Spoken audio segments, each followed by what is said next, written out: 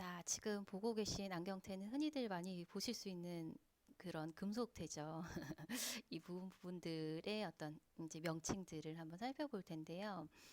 순서대로 한번 살펴보도록 하겠습니다.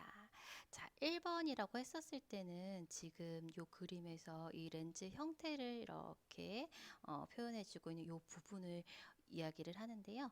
여기 이 부분을 림이라고 보통 얘기를 합니다. 림. 말씀드린 대로 이 부분 같은 경우에는 렌즈의 형태를 이제 만들어 주게 되고, 그리고 그 렌즈를 잘 이제 고정시켜 줄 수 있는 그런 기능을 하는 부분이 이 림이 되겠고요. 자, 그 다음에 두 번째로 이 림과 림을 연결해 주고 있는 이 연결 다리 같은 거 있죠. 이거를 이제 다리이기 때문에 브릿지라고 얘기를 하죠. 브릿지.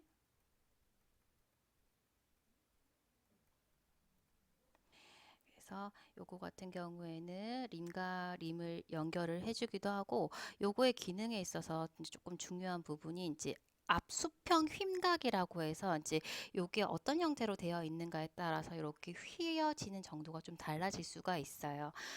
흔히들 그냥 시력 보정용 안경은 당연히 이렇게 평면적인 형태로 특별한 각이 없지만 커브가 없는데 특히 고글 같은 경우에는 이 휭이 굉장히 크잖아요. 커브라고 얘기를 하죠. 그죠?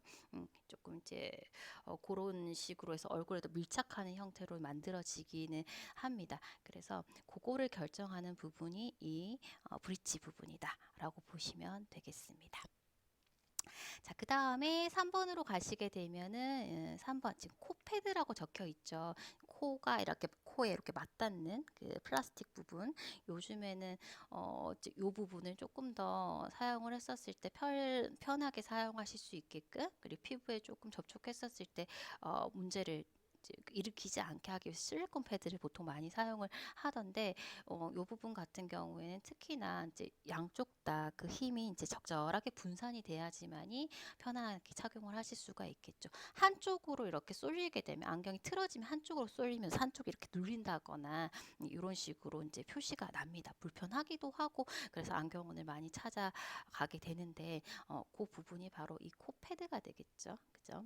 그 코에 닿는 힘을 분산시켜주는 그런 이제 기능을 하는 부분이 코 패드가 되겠고, 그 다음에 4번이 지금 이렇게 코패드를 이렇게 연결해주는 이 부분 있잖아요. 꼬불꼬불하게 되어 있는 부분 있죠. 이걸 갖다가 노즈 패드 암이라고 얘기를 합니다. 코패드 암인 거죠.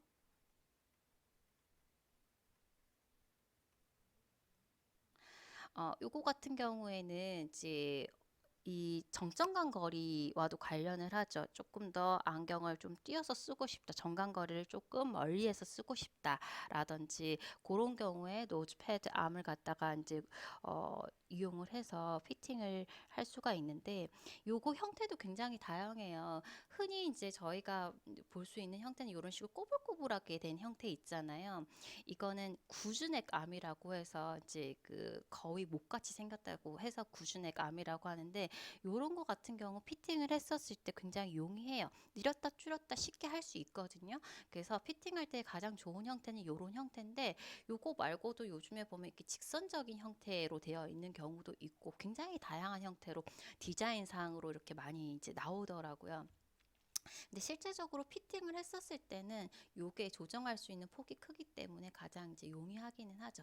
근데 이제 다양한 형태로 나오고, 요 이제 노즈 패당 같은 경우에는 특히 이제 정강거리 조정, 그래서 특히 그 누진 렌즈 같은 경우에는 이 가능하면은 요런 형태보다는, 아니면 뿔테같이 아예 이제 그이 노즈 패드암이 없는 그런 형태보다는 이렇게 굳은 이런 식으로 좀 조정이 용이한 이런 형태로 선택을 해주시는 게 나중에 피팅을 해서 이제 사용을 했었을 때 가장 이제 편하게 사용할 수 있는 형태다라고 보시면 되겠습니다.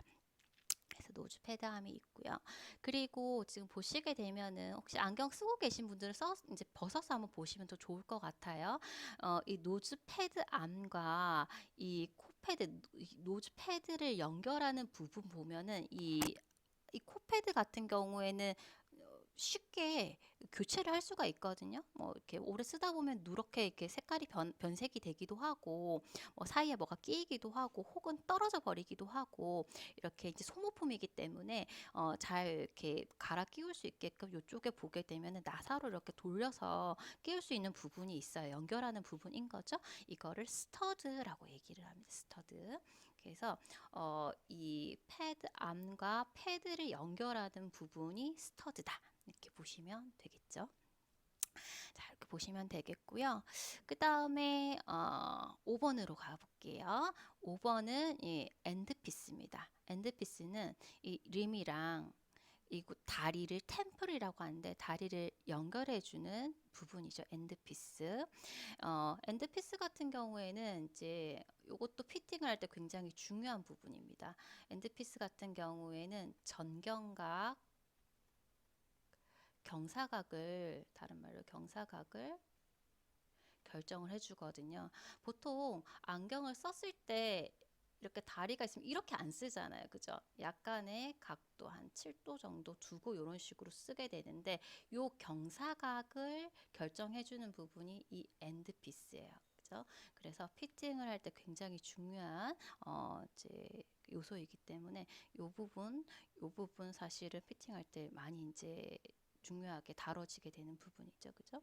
그래서 엔드피스가 있고 그 다음에 6번으로 가게 되면 이 다리 부분입니다. 다리 부분 템플, 그죠? 다리 부를 템플이라고 얘기를 하는데 실제적으로 다리라고 했었을 때는 정확하게는 여기서부터 이 다리 이게 접혀진 부분 쭉 폈었을 때까지 전체가 이제 다리 길이에 해당이 되는 부분인데 그러면은 먼저 여기가 뭐 어디냐 힌지라고 하는 부분이에요. 힌지 같은 경우에는 다리부를 연결해준 나사가 있는 부분이에요. 이렇게 접힐 수 있게끔 이렇게 연결해주는 부분인데 어, 힌지에서부터 다리 끝까지 이제 쭉 펴셨을 때 끝까지가 다리 길이에 해당이 되는 부분이고 이제 이게 여기가 다리다. 템플 부분. 이 되겠습니다. 자, 그리고 이 다리 부분에서 보게 되면 이 뒤쪽에 보면은 보통 금속테라고 하더라도 이 뒤쪽 부분 같은 경우는 플라스틱으로 되어 있죠. 왜냐면은 여기 이 템플 팁이라고 하는 부분인데 이 7번이 이 부분이 이제 여기는 절대적으로 피부랑 맞닿을 수밖에 없는 부분이잖아요. 그래서 신체에 있어서 가장 영향을 많이 미치는 부분이기 때문에 혹여라도 금속 알러지라든지 이런 부분에서 문제가 생길 수 있는 우려가 크기 때문에 금속테라 하더라도 대부분은 이 부분을 갖다가 플라스틱으로 이제 만들어 놓고 있고 그리고 이 부분도 소모품이에요. 쓰시다 보면은 이거 이제 뭐 낡아서 많이 왔다 갔다 하다 보니까 땀 나다 보니까 이제 요 부분이 이제 좀 이제 사가지는 경우도 있고 그런 경우가 있기 때문에 사실은 이거 쭉 하면 빠지거든요. 그래서 조금 너무 낡았다, 조금 바꿔야 되겠다 싶으면은 이제 교체를 해달라고 요청하시면은 요것도 교체가 가능합니다. 그래서 요거 이제 인체에 있어서 가장 영향을 많이 미치는 부분, 템플팁 부분이 있습니다. 그래서 요렇게 있고 그 다음에 저희가 살펴봐야 될 것이 자, 여기 림 조인 부분도 있네요. 지금 이제 9번으로 되어 있는데 요 8번 힌지 이제 살펴봤었었고 그죠? 다리를 연결하면서 이렇게 접힘을 결정해 주는 부분 힌지가 있었었고 그다음에 림 조인 부분이 있는데 이 림 조인 부분 같은 경우에는 이제 안경 렌즈 넣을 때 이제 풀어야 되는 경우가 있거든요. 렌즈 넣고 나사로 이렇게 쪼아야 되는 부분 안경 테들이 간혹 있습니다. 아닌 경우들도 있어요. 이 부분이 생략이 되는 경우도 있습니다. 그래서 안경 렌즈 넣고 다시 이렇게 고정을 시킬 때 좋아야 되는 그런 부분이 추가적으로 있는 경우 이 부분을 림조임 크로징 블락이라고 부르게 됩니다. 그래서 이런 식으로 대략적으로 구성이 되어 있고 때에 따라서 더 추가가 되기도 하고 여기 있는 부분이 생략이 되는 부분이 있기도 합니다만 대부분은 이런 식으로 구성이 되어 있습니다. 그리고 뭐 요즘에 보면은 이제 안경테들도 굉장히 좀 유니크하게 많이 나오더라고요. 그래서 안경테인데도 약간 선글라스 느낌으로 나오기도 하고 하던데 이 다리 부분이 이제 하나가 아니라 왜 그 흔히들 보잉 스타일이라고 하잖아요. 이렇게 두 개로 이렇게 되어져 있는 그런 안경테도 있어요. 그죠? 그래서 이제 브릿지가 하나가 아니고 두 개인 경우에는 이 위에 있는 이제 다리를 갖다 브레이스 바라고 얘기를 합니다. 사실은 이거 같은 경우에는 원래의 목적은 좀 더 튼튼하게 만들려고 하나를 더 이렇게 추가적으로 디자인을 한 건데 지금은 그런 이제 뭐 튼튼한 것보다는 좀 디자인적인 요소 때문에 저런 이제 브레이스 바가 있는 형태를 이제 찾기도 하죠. 그죠? 그래서 안경테의 이제 각 부분은 이런 정도로 구분을 해주시고 특히 부분마다의 어떤 결정되는 그 영향을 미치는 부분들이 있잖아요. 특히 엔드피스 같은 경우라든지 패드 암 같은 경우 피팅에 굉장히 중요한 요소로 작용을 하고 특히 또 템플팁 같은 경우에는 이제 그 피부와 맞닿는 부분이다 보니까 이제 인체와 가장 관련이 인체에 해를 줄 수 있는 부분이기 때문에 그런 부분에 있어서 가장 관련을 많이 하는 부분이다. 그런 부분들도 같이 연결을 해서 좀 기억을 해주시면 좋겠습니다. 그래서 특히 여기 같은 경우는 간혹 보면은 금속테에서 이제 다리 부분 전체적으로 다 금속으로 이렇게 만들어진 경우들도 있더라고요. 그런 경우에는 땀이 많이 나거나 하는 분들은 피해 주시는 게 좋겠죠. 그죠? 그래서 그런 부분들을 좀 고려를 해주시면 좋겠습니다. 자, 이렇게 해서 안경테 각 부분의 명칭을 살펴봤고요. 자, 다음으로 이제 이 뒷부분에 제가 그 좀 전에 설명드렸던 내용들을 다시 한번 이제 정리를 해놨거든요. 그것도 여러분들이 한번 참고로 하셔가지고 정리를 해주시면 좋겠습니다. 자, 다음으로 안경테의 표시 기호. 기호 표시에 대해서 살펴보겠습니다. 안경을 쓰고 계신 분들 한번 벗어가지고 이렇게 안경테 다리 부분에 이렇게 뭔가 글자가 적혀 있는 거 확인 한번 해보실 수 있으면 한번 확인해 보시면 좋을 것 같아요. 대략적으로 이제 이 안경테의 크기가 어느 정도 된다라고 해서 이제 거기에 크기를 표시한 그 내용이 이제 적혀져 있거든요. 그래서 만약 이 안경테가 나한테 맞다라고 하면은 다음에 선택하실 때도 다리 부분 보고 그거랑 좀 유사한 것으로 이렇게 선택을 하시면은 대략적으로 이제 크게 무리 없이 선택을 하실 수 있을 겁니다. 자, 근데요, 이 안경테의 크기를 계측하는 방식이 이제 여러 가지가 있어요. 크게는 세 가지 방식이 있는데, 첫 번째로는 박싱 시스템이 있고요. 우리나라에서 채택을 하고 있는 방식이기도 하고, 대부분의 나라에서 이 박싱 시스템으로 계측을 합니다. 그래서 대부분 요 방식에 따라서 다리에다가 표시를 하고 있어요. 근데 몇몇 나라에서는 조금 다른 이제 계측 방법을 가지고 표시를 하기도 합니다. 그래서 데이터 라인 시스템도 있는데 요거는 이제 유럽에서 사용을 하고 있고요. 유럽 몇몇 나라에서. 그리고 상공률 시스템이 있는데 요거는 일본에서 만 사용을 하고 있는 방법입니다. 그래서 많이 사용을 하는 방법은 아니지만 그래도 참고로 이런 것들이 있구나 정도만 기억해 주시고 약간의 그 큰 차이점 정도만 기억을 해 주시면 되겠습니다. 그래서 제일 잘 알아두셔야 되는 내용은 박싱 시스템이겠죠. 그죠? 자, 박싱 시스템은 어떻게 이제 계측을 하는가 그 방법에 대해서 한번 살펴보게 되면은 말 그대로 박스 형태를 이용을 해서 안경테를 계측을 하는 방법이에요. 예를 들어 가지고 지금 이렇게 안경테가 있잖아요. 그러면 안경 그 지금 림 부분 안경 렌즈의 형태를 결정한 림 부분의 형태는 굉장히 다양할 거예요. 형태 자체는. 근데 이 박싱 시스템은 어떻게 하면 되냐면 어떤 형태의 그 안경 림 형태든 간에 이 가장 이 상하 좌우 돌출되는 부분에 있어 가지고 딱 접선을 이렇게 그어주는 거예요. 이렇게 그어주게 되면 하나의 박스가 이렇게 만들어지겠죠. 그죠? 그래서 오른쪽, 왼쪽 이렇게 박스를 만드는 겁니다. 자, 이렇게 만들었었을 때 여기 이 그 수평 라인에서 여기 끝에서 끝까지가 이 렌즈의 안경테에 있어서 아이 사이즈가 되는 거예요. 옥형 크기. 지금 1번에 해당되는 게 요게 되겠죠. 그죠? 안경 그 림에 있어서 가장 돌출되는 부분에 접선을 딱 상하 좌우 긋고 만들어내진 박스가 있는데 그 박스에서 가로에 해당되는 부분. 그게 아이 사이즈가 되는 거예요. 이해되셨죠? 그죠? 이게 아이 사이즈가 되는 겁니다. 자, 그러면 이렇게 만들어진 게 양쪽이 똑같겠죠, 그죠? 이렇게 똑같고, 그러면 그 사이 길이 있잖아요. 박스와 박스 사이 길이. 지금 이 2번에 해당되는 부분 있죠. 이게 브릿지 사이즈, 그죠? 안경과 안경을 연결하는 이 브릿지 사이즈에 해당이 되는 겁니다. 지금 렌즈 간 거리 돼 있잖아요. 브릿지 사이즈. 자, 브릿지 사이즈를 다른 말로 DBL이라고도 표현을 하는데, 이 DBL은 distance between lenses, 렌즈랑 렌즈 사이의 거리라고 해서 DBL로도 표현을 합니다. 그래서 이 두 가지가 다 동일한 이제 의미로 이제 사용이 된다라는 거 기억을 해주시면 되겠습니다. 자, 그 다음에요. 이제 저희가 이제 상하 좌우 그었잖아요. 그러면 수직으로서의 높이도 있겠죠. 이게 렌즈 깊이가 되는 거예요. 그래서 3번에 해당되는 이 부분이 렌즈 깊이, 렌즈 뎁스에 해당이 되는 부분이고요. 자, 그리고 이 렌즈 뎁스 수직에 있어서의 길이 딱 이게 절반이 되는 이제 딱 이등분선 있잖아요. 이등분선 딱 그었을 때 아이고, 이등분선인데 이렇게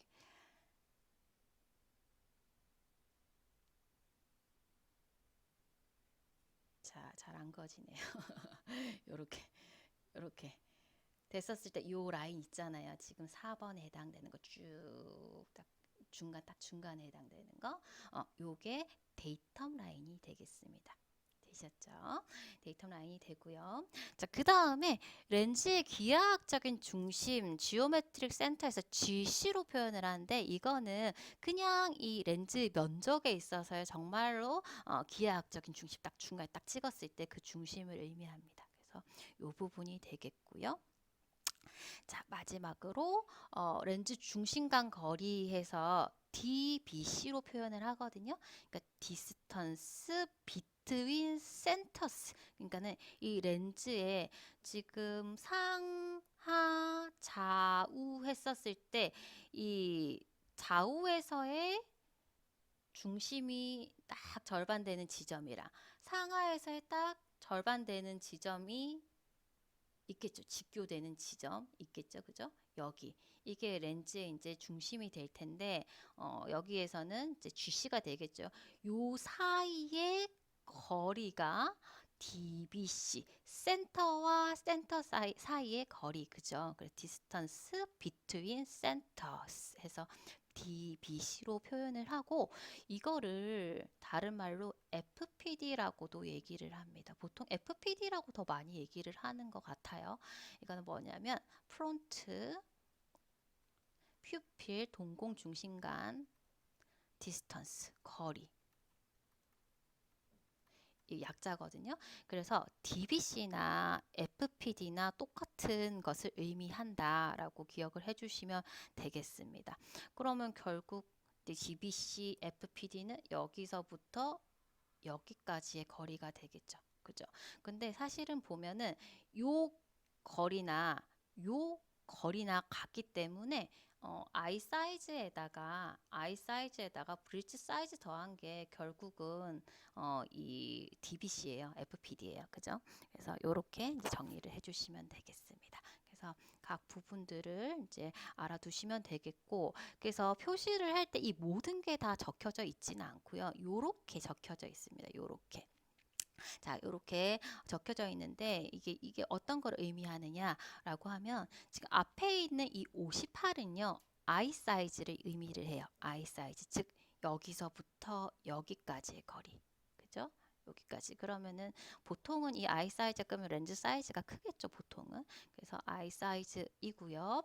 그 다음에 이제 박스로 되어 있는 이거는 이 텐은 박싱 시스템을 이제 기준으로 해서 계측을 했다. 박싱 시스템에 준해서 계측을 했다라는 이제 표시가 되겠습니다. 나중에 데이터 라인이나 상공량 표시하는 기호 자체가 좀 다릅니다. 이런 식으로 표시하는 방법 자체가 다르기 때문에 박싱 시스템으로 계측을 했구나라는 것을 확인하실 수가 있고, 그 다음에 20은 브릿지 사이즈예요. 지금 2번에 해당되는 이 부분이 브릿지 사이즈가 되겠죠. 이렇게 되겠고, 그 다음에 맨 마지막에 있는 이 145는 이제 템플 랭스, 다리 길이입니다. 그래서 다리 길이라고 했었을 때는 기본적으로 그 다리는 아까 저희 봤었을 때 힌지에서부터 꺾인 부분을 쭉 펼쳤을 때까지 쭉 그 길이를 의미를 하거든요. 그래서 이제 요거 이렇게 이제 이해를 해주시면 되겠어요. 그래서 여기 있는 내용 중에서 사실은 여기 그 표기에서는 요 정도만 알 수 있는 거죠. 1번, 2번, 6번 요 정도만 사실은 이제 알 수 있는 거죠. 그죠?